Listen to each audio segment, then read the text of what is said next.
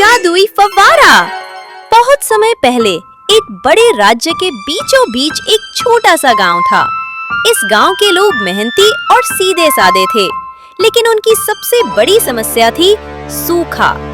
कई वर्षों से बारिश कम हो रही थी, कुएं सूख गए थे, खेत बंजर हो गए थे और लोग पानी के एक एक घूंट के लिए तरसते थे।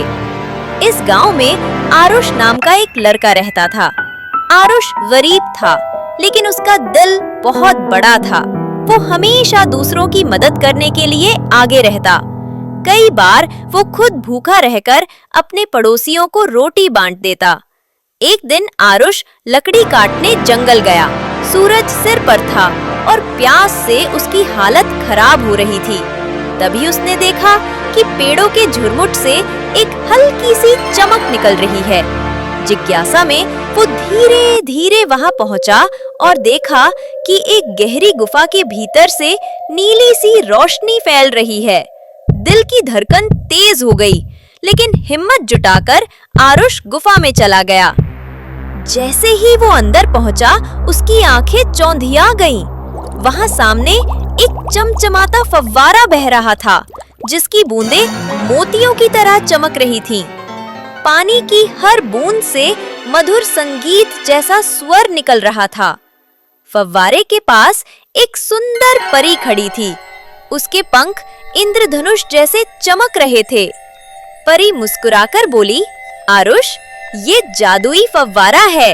इसका पानी कभी खत्म नहीं होगा। ये प्यास बुझा सकता है, खेतों को हरा भरा कर सकता है और बीमारियों को ठीक कर सकता है।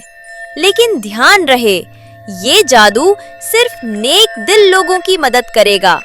अगर किसी ने लालच किया तो ये फव्वारा हमेशा के लिए गायब हो जाएगा। आरुष ने हाथ जोड़कर कहा, परी माँ, मैं वादा करता हूँ कि इसका उपयोग सिर्फ भलाई के लिए होगा। आरुष कुछ पानी भरकर गांव लाया और लोगों को पिलाया। चमत्कार हुआ, बूढ़े बीमार लोग ताजा हो गए। फिर उसने खेतों में वो पानी डाला और कुछ ही दिनों में सूखी जमीन पर हरी भरी फसलें लहराने लगीं। गांव वालों की आंखों में चमक लौट आई, बच्चे हंसने लगे और पूरे गांव में उत्सव जैसा माहौल हो गया। लोग आरुष की तारीफ करने लगे और फव्वारे को भगवान का आशीर्वाद मानने लगे। लेकिन हर जगह कुछ लालची लोग होते हैं। गांव के 2-3 लोग सोचने लगे, अगर हम इस पानी को बेच दें तो हम अमीर हो जाएंगे। एक रात वे चुपके से गुफा में गए और बड़े बड़े घड़े भरने लगे।